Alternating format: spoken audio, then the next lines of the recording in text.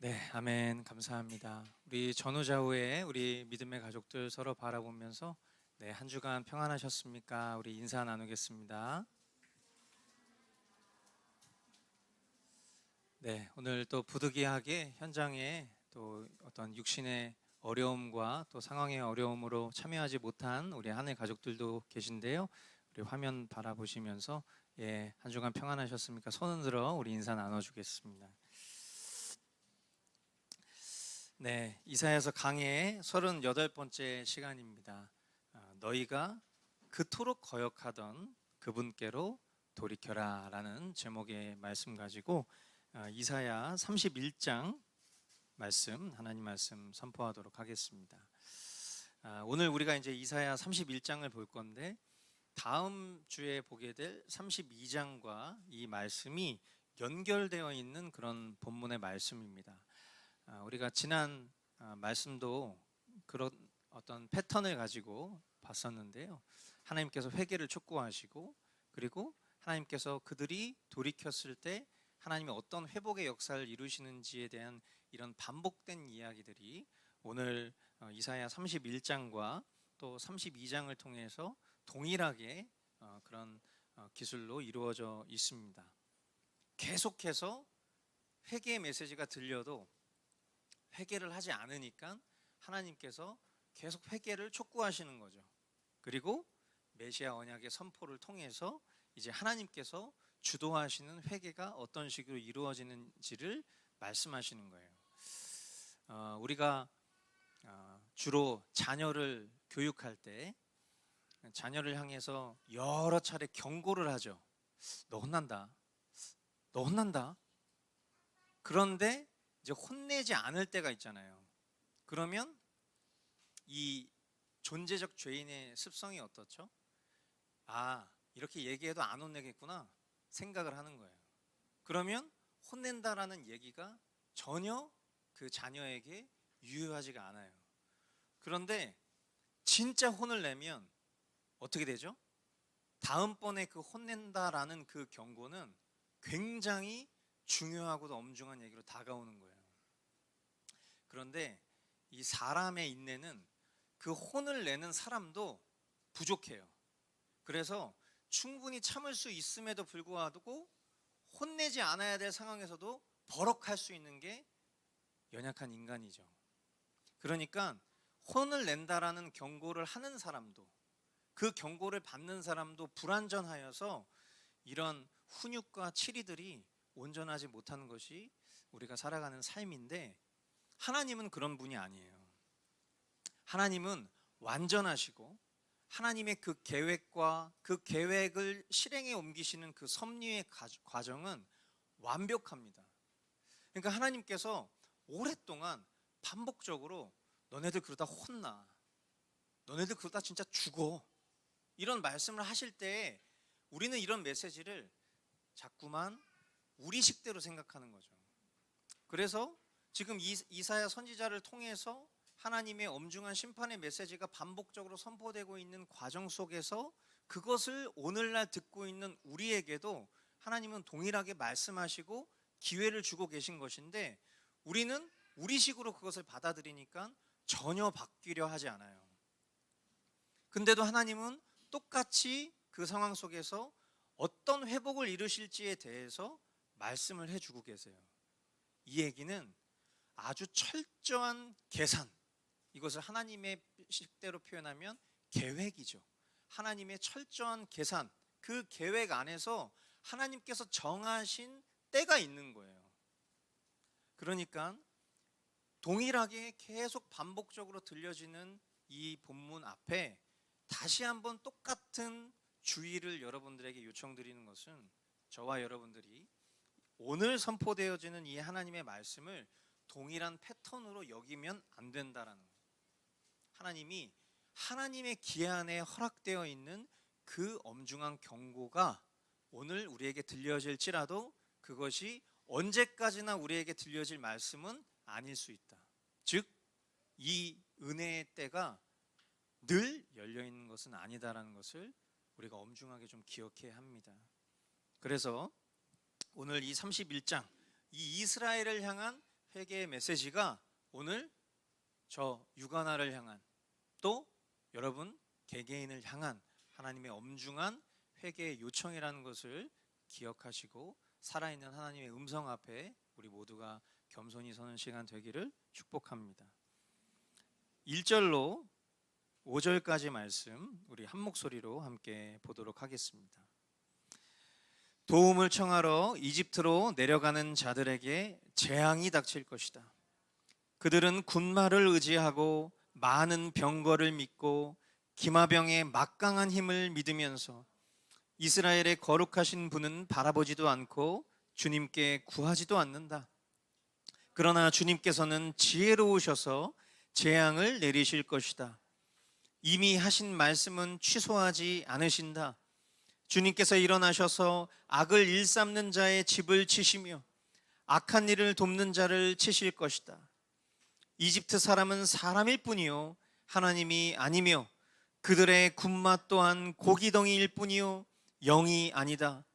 주님께서 손을 들고 치시면 돕던 자가 넘어지고 도움을 받던 자도 쓰러져서 모두 함께 멸망하고 말 것이다. 주님께서 나에게 이런 말씀을 하셨다. 사자가 으르렁거릴 때에, 힘센 사자가 먹이를 잡고 으르렁거릴 때에 목동들이 떼지어 몰려와서 소리친다고 그 사자가 놀라느냐? 목동들이 몰려와서 고함친다고 그 사자가 먹이를 버리고 도망가느냐? 그렇듯 만군의 주님께서도 그렇게 시온산과 언덕들을 보호하신다. 새가 날개를 펴고 둥지의 새끼를 보호하듯이 만군의 주님께서 예루살렘을 보호하신다. 감싸주고 건져주며 다치지 않게 뛰어넘어서 그 도성을 살리신다. 아멘. 하나님의 백성이 의지할 분은 하나님 한 분뿐이십니다. 아멘이시죠? 예, 이 명제 여러분들 다시 한번 우리 심령 가운데 질문해 보시길 바래요. 하나님의 백성이 의지할 분은 하나님 한 분뿐이시다.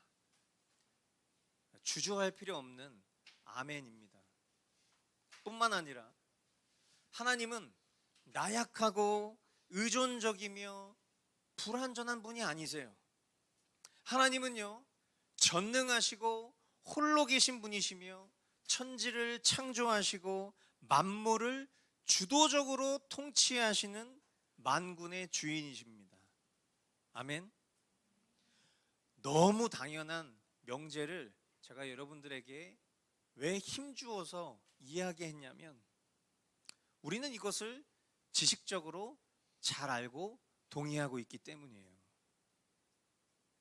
그러나 우리의 실제된 삶 속에서 일어나는 우리 인간의 경험과 또 지혜, 그리고 내가 소유하고 있는 물질의 많고 적음, 또 우리 삶 앞에 펼쳐져 있는 여러 많은 문제들 앞에서 우리는 방금 확언했었던 이 명제를 신뢰하기보다 철저히 사람의 것, 나의 경험과 나의 기준에 의존하기 쉬운 그런 존재라는 것을 오늘 방금 전에 읽었었던 이 본문의 말씀을 통해서 이 이스라엘의 백성들이 어떤 태도로 하나님 앞에 살아가는지의 모습을 통해서 저와 여러분들의 모습을 투영하게 됩니다.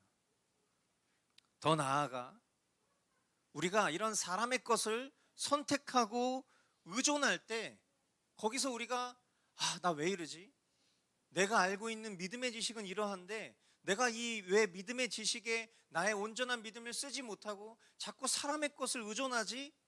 우리가 여기서 나의 죄성과 연약함을 인정하면 그나마 참 다행인데 우리는 익숙한 나의 것들을 선택하면서 그것을 하나님의 은혜라고 스스로 속이기에 참 능숙한 존재들이죠. 모든 것이 내 의지대로 되면 하나님이 응답하셨어 할렐루야 외치면서도 혹여나 그렇지 않으면 하나님을 쉽게 원망하고 하나님을 떠나버리는 믿음 없는 불신자가 바로 우리 자신임을 또한 보게 됩니다. 우리 삶 앞에 주어진 여러 가지 많은 문제들 앞에 우리가 기도하면서 그 문제를 허락하신 주님의 뜻이 무엇일지를 기도하기보다는 인간적인 방법과 노력에 온 신경을 기울이면서 가장 기본적이라고 할 수 있는 인간의 먹고 사는 문제가 하나님께 달려있는 것이 아니라 나의 어떠함에 달려있다라고 철저하게 믿으려고 하는 그런 결핍을 우리의 삶 가운데 여전히 느끼면서 불안해하는, 모든 것을 돈으로 환산하려고 하는 그런 허접하고 연약한 모습. 우리가 이스라엘 백성들을 손가락질하기에는 그들과 너무나 똑같은 죄악과 실수를 저지르는 우리의 모습을 보면서 하나님께서는 당장이라도 심판하실 수 있었을 겁니다. 그러나 하나님은 심판을 보류하시고 오래 참으시면서 오히려 오늘 본문 말씀에 이렇게 말씀하십니다. 사자가 으르렁거릴 때에, 힘센 사자가 먹이를 잡고 으르렁거릴 때에 목동들이 떼지어 몰려와서 소리친다고 그 사자가 놀라겠느냐? 목동들이 몰려와서 고함친다고 그 사자가 먹이를 버리고 도망가겠느냐? 그렇듯 만군의 주님께서도 그렇게 시온산과 언덕들을 보호하신다. 새가 날개를 펴고 둥지의 새끼를 보호하듯이 만군의 주님께서 예루살렘을 보호하신다. 감싸주고 건져주며 다치지 않게 뛰어넘어서 그 도성을 살리신다. 아멘. 우리 주님 이렇게 말씀하고 계세요. 우리를 둘러싸고 있는 수많은 사단의 유혹과 그런 핍박들이 우리를 괴롭힌다 할지라도 하나님께서는 강직한 사자처럼 우리를 보호하신다. 우리의 죄악됨과 연약함에 우리의 존재를 내버려 두시지 않고 주님이 어떤 분인지, 또 주님이 저와 여러분들을 어떻게 여기시는지, 우리를 향한 사탄의 송사와 정죄, 유혹에도 우리를 어떻게 지키시는지 이 말씀을 통해서 우리가 배우는 거예요. 알아도 또 배우는 거예요. 그리고 그 배움 가운데 머물러 있지 않고 우리에게 그것을 실질적으로 살아갈 수 있는 믿음의 지혜를 요구하시는데, 그것이 이어지는 6절로 7절 말씀입니다. 같이 한번 읽어보겠습니다. 시작. 이스라엘의 자손아,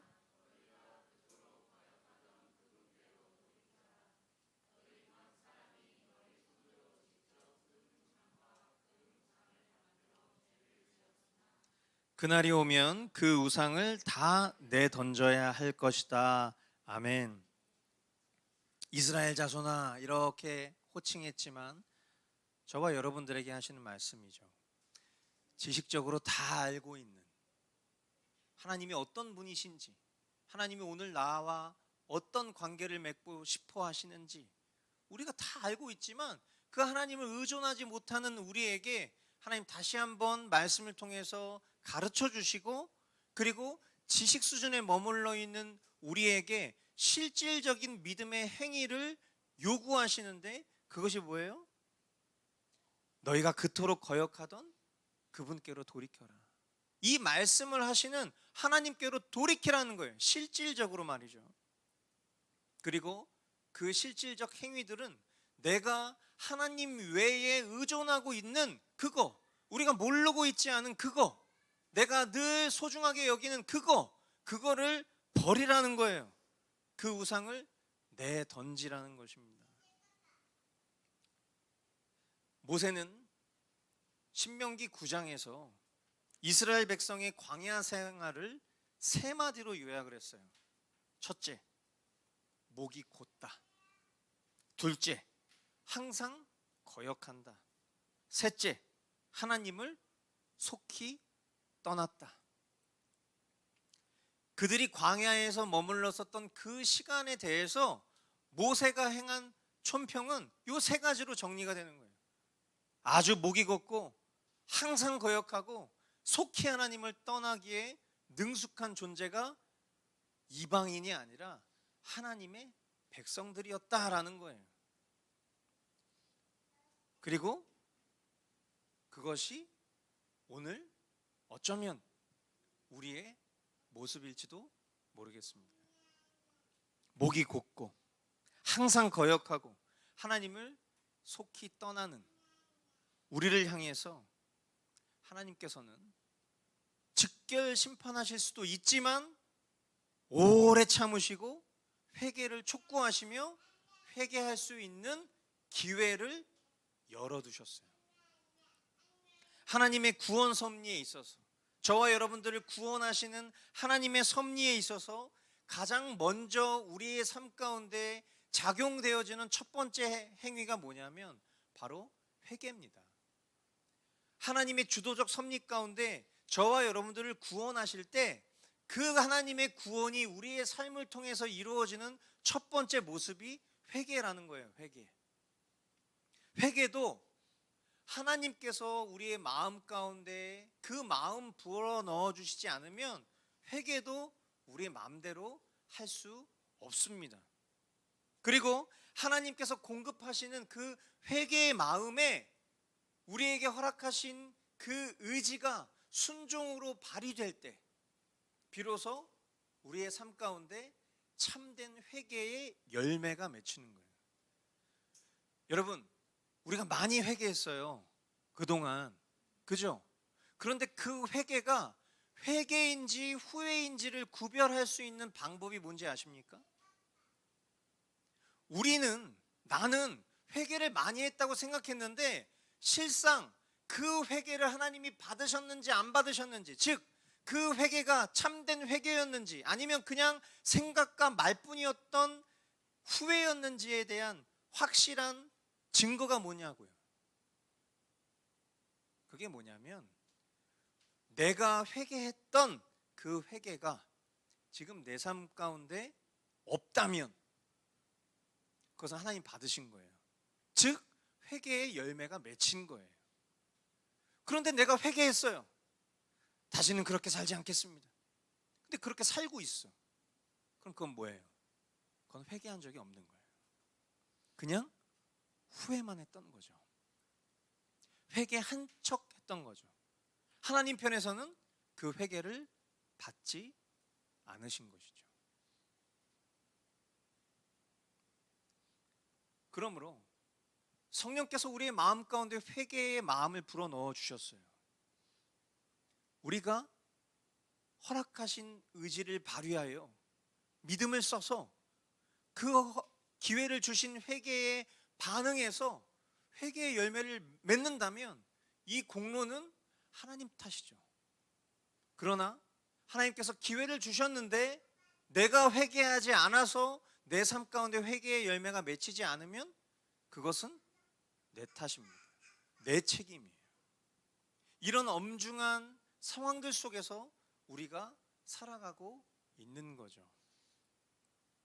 참된 회개의 열매는 우리가 지난주에도 살펴봤었던 것처럼 반드시 우상을 먼저 척결하는 일로 시작됩니다. 그리고 그 우상을 증오하는 모습으로 드러나요. 하나님의 주도적 구원 섭리에 믿음과 회개로 반응하는 사람, 즉 구원 얻는 사람은 반드시 우리 삶 가운데 내가 붙들고 있는 그 우상을 던져버리는 일로 증명하게 된다는 거예요. 그래서 우리가 지난주에 그런 이야기를 했죠. 회개할 때 회개할 줄 아는 사람이 진짜 지혜로운 사람이에요. 하나님이 우리에게 기회를 주실 때, 그 기회가 여전히 열려 있을 때 돌이킬 수 있는 사람이 영적으로 똑똑한 사람인 거예요. 그러나 하나님께서 기회를 주신다는 걸 알고 있어요. 그런데 전혀 내 의지를 발휘하려 하지 않아요. 내 믿음을 쓰려 하지 않아. 생각으로는 후회가 막심한데 전혀 그렇게 살지 않아. 그것은 회개하지 않는 삶이죠. 열매가 없는 삶이라는 거예요. 저와 여러분들이 회개할 때 회개할 줄 아는 지혜가 있기를 주님의 이름으로 축복합니다. 8절로 9절 말씀, 아시리아가 칼에 쓰러지겠으나 사람의 칼에 쓰러지는 것이 아니고 칼에 멸망하겠으나 인간의 칼에 멸망하는 것이 아니다. 그가 칼 앞에서 도망할 것이요 그 장정들이 강제 노동을 하는 신세가 될 것이다. 그의 왕은 두려워서 달아나고 겁에 질린 그의 지휘관들은 부대기를 버리고 도망할 것이다. 시온에 불을 가지고 계시며 예루살렘에 화덕을 가지고 계신 주님께서 이렇게 말씀하셨다. 아멘. 지난 시간에도 살펴보았던 것처럼 하나님께서는 하나님의 백성들에게 심판을 선고하시고 회개를 촉구하신 것과 별개로, 하나님의 백성들에게 심판을 선고하고 회개를 촉구하시는 것과 별개로 이 하나님의 백성을 괴롭혔던 그런 이방 나라들, 그런 이방 왕들, 그런 대상을 향해서 보복하시는 하나님이세요. 그러니까 하나님의 구원이라는 것은 철저하게 하나님의 공의의 섭리 가운데, 하나님의 사랑의 섭리 가운데, 하나님의 사랑을 입는 하나님의 백성들이 하나님의 말씀대로 살지 못하는 것을 향해서 엄중한 심판을 하시고 너네 그렇게 살다가 죽을 수도 있어 이렇게 하시지만 끝끝내 하나님의 백성들을 지키시고 보호하시는 하나님이고, 동시에 하나님의 그 엄중한 공의는 하나님의 백성들을 괴롭혔던 그 하나님의 백성들에게 보복을 행하셔서 그 장면을 하나님의 백성들에게 목격하게 하시고, 와, 우리 주님이 하셨어, 우리 주님이 나를 지키셨어, 끝끝내 우리 주님이 승리하셨어, 이 쾌감을 맛보게 하시는 그런 하나님이시라는 것을 이 말씀을 통해서 보여주고 있는 거예요. 그토록 이스라엘 백성들을 위협했던 이 아시리아를 치실 것이라고 선포합니다. 아시리아의 멸망은 사람들의 칼에 의해서 멸망하는 것이 아니래요. 하나님의 칼에 의해서 멸망한다고 말씀합니다. 여러분, 이것은 너무 중요한 거예요. 우리의 삶 가운데 일어나는 많은 일들 가운데 나라와 나라의 전쟁을 통해서 어떠한 결과를 얻는 상황들도 있지만, 그런 상황들은 인과적인 관계예요. 상식적인 범주를 벗어나지 않는 현상들이. 그런데 사람의 칼에 의해서 멸망하는 것이 아니라 하나님의 칼에 의해서 멸망한다는 것은 무엇을 의미하는 거겠어요? 하나님은 사람의 어떠함과 상관없이도 하나님의 심판을 이행하실 수 있는 만군의 주인이시라는 것을 의미하는 거예요. 아멘. 여러분, 우리가 살아가는 삶 속에서 지금 내가 살아왔었던 시간들 속에서 나를 가장 크게 위협하고 괴롭혔었던 일들이 뭐였습니까? 우리 모두가 공통적으로 겪었던 일들이 뭐였어요? 최근에는 코로나였죠. 이 코로나를 통해서 전 세계 그 누구도 항거할 수 없는, 심지어 개발되었던 백신조차도 상당히 무용했었던 그런 결과를 낳은 것이 오늘날 지금 우리가 겪고 있는 현실이에요. 사람의 칼이 아니라 하나님의 칼이 이런 심판을 이룰 수 있다는 것을 우리는 본 거예요. 지금 러시아와 우크라이나의 전쟁이 끊임없이 일어나고 있고, 그로 인해서 많은 물자의 고갈과 지금 그것을 우리가 피부로 체험하는, 요즘에 디젤 값이 너무 비싸서 어디를 다니지 못할 만큼 정말 이런 간접적인 영향을 우리가 겪고 있는 과정 속에서 우리가 이 말씀을 통해서 기억해야 될 것은 사람의 어떠함이 두려워할 일이 아니라 하나님의 칼을 두려워해야 된다는 거예요. 하나님께서 얼마든지 하나님의 열심을 통해서 심판하실 수 있다는 것을 우리는 기억해야 해요. 비록 하나님의 백성들이 하나님이 아닌 육적 아시리아, 영적 아시리아, 육적 아시리아라는 것은 말 그대로 이 아수르를 말하는 것이고요, 영적 아시리아는 저와 여러분들이 의지하고 있는 그 무언가, 우리가 하나님 외에 다른 것을 의지하는 것을 영적으로 뭐라고 표현합니까? 간음이라고 하잖아요. 영적 간음. 아시리아를 의존한 것은 단순히 그냥 그때 당대의 강대국이 아시리아나 바벨론이었기 때문이 아니라 그들 마음 가운데 하나님보다 이들이 더 강력하다라고 생각했던 의존하는 마음이에요. 그게 영적 간음이죠. 오늘을 살아가면서 저와 여러분들이 하나님보다 더 의존하는 거, 그게 영적 아시리아라면 우리가 그런 간음을 저질러도, 그런 간음을 저지른 우리가 그 모든 것들을 버리고 하나님께로 돌이키고자 하는 그 갈망이 생긴다면, 그 갈망은 우리 주님이 우리 마음 가운데 그 갈망을 불어넣어 주셨기 때문인 것이죠. 그렇게 하나님은 하나님의 백성들에게는 어떻게 해서든지 우리의 믿음을 보존할 수 있는 그 길로 인도해 주시는 분이라는 거예요. 그러나 하나님의 백성들을 유혹했었던 육적, 영적 아시리아를 향해서 온 땅의 주인 되신 하나님의 심판은 오늘을 살아가는 우리에게 이 세상을 심판하시는 주권자가 누구냐, 그것을 깨닫게 해주시는 말씀이에요.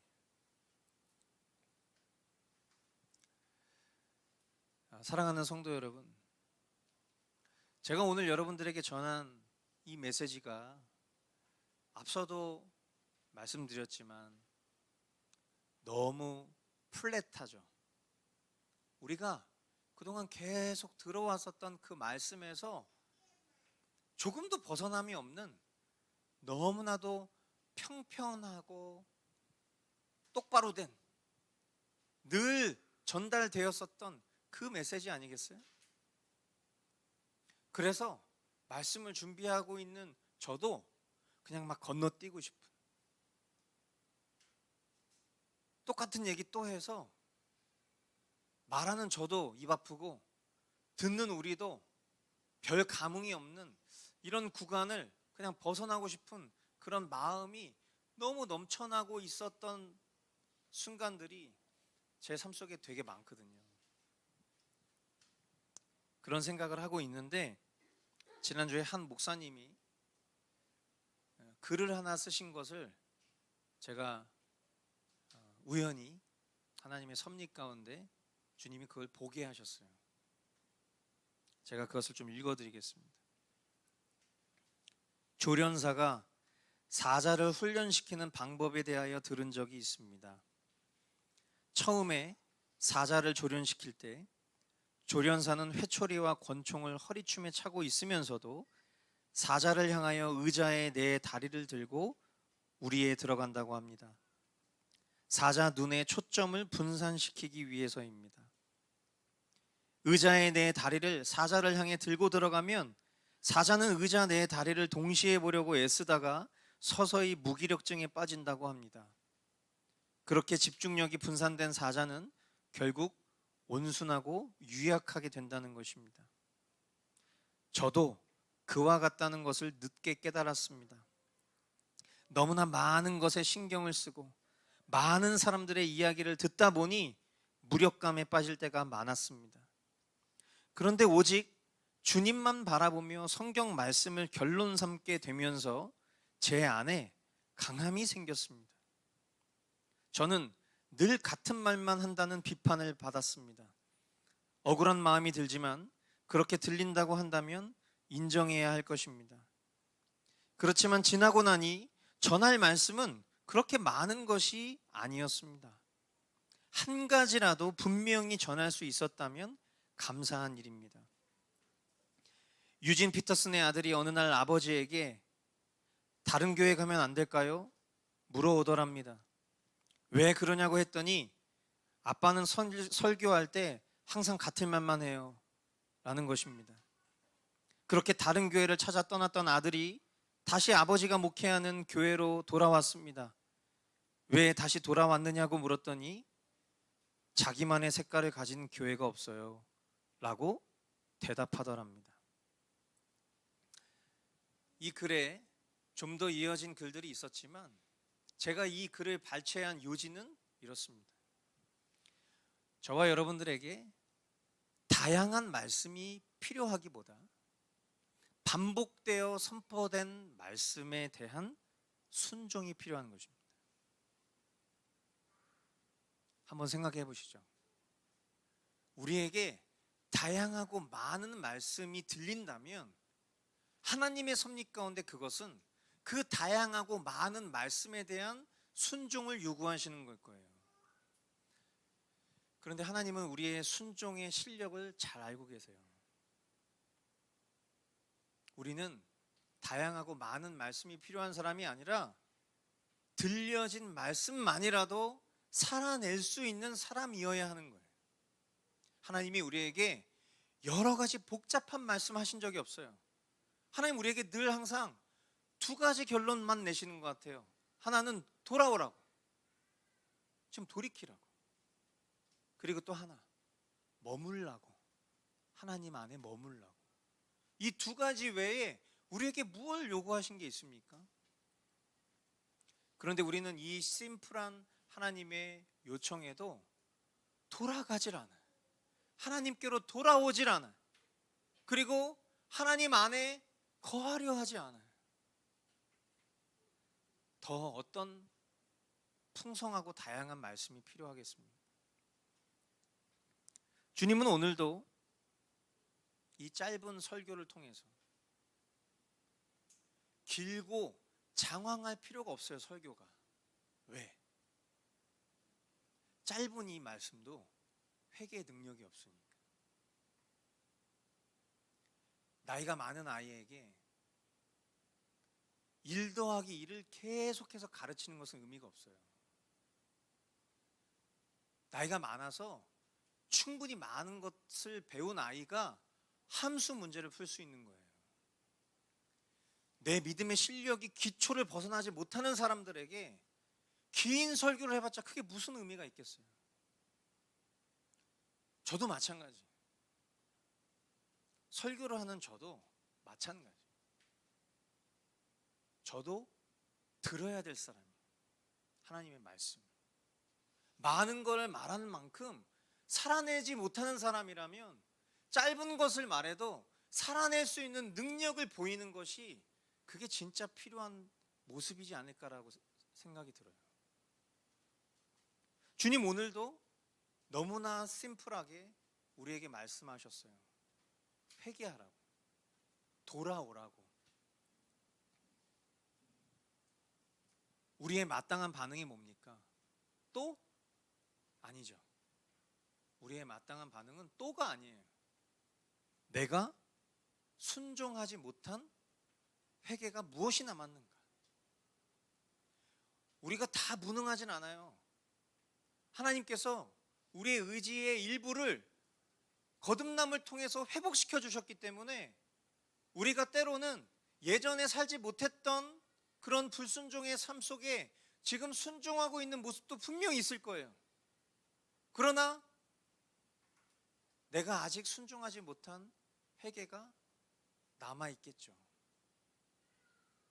정말 지혜로운 사람은 오늘 이 말씀 앞에서 또? 라고 반응하는 것이 아니라 아직 내가 순종하지 못한 남아있는 회개가 무엇인가?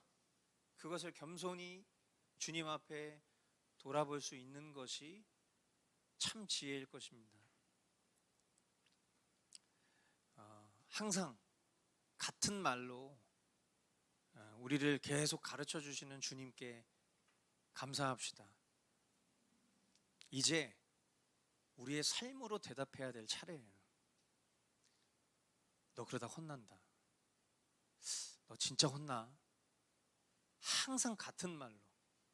그런데 이 권고가 우리를 죽이려 하는 것이 아니라 살리려 하는 생명의 권고라면 이제 우리가 해야 될 일은 저러다가 뭐 말겠지, 어린아이 같은 반응이 아니라 아버지, 제가 철이 없었을 때는 아버지의 말씀을 한 귀로 듣고 흘리며 경홀히 여겼으나 아버지께서 저를 얼마나 사랑하시는지 너무 잘 알겠사오니 이제 제 삶의 믿음의 반응으로 부족하고 연약하지만 살아가겠습니다. 제게 그와 같은 믿음을 허락해 주십시오.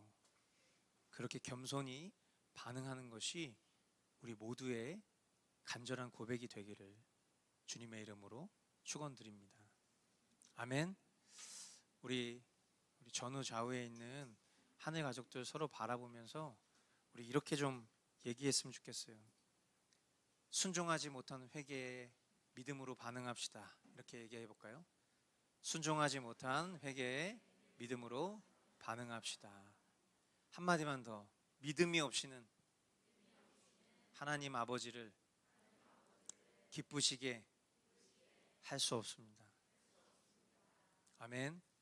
주님이 우리에게 주신 그 믿음의 의지를 발휘하여서 정말 하나님 앞에 참된 회개를 이루어 살아가는 우리 모두가 될 수 있기를 주님의 이름으로 축원드립니다. 기도하겠습니다. 예.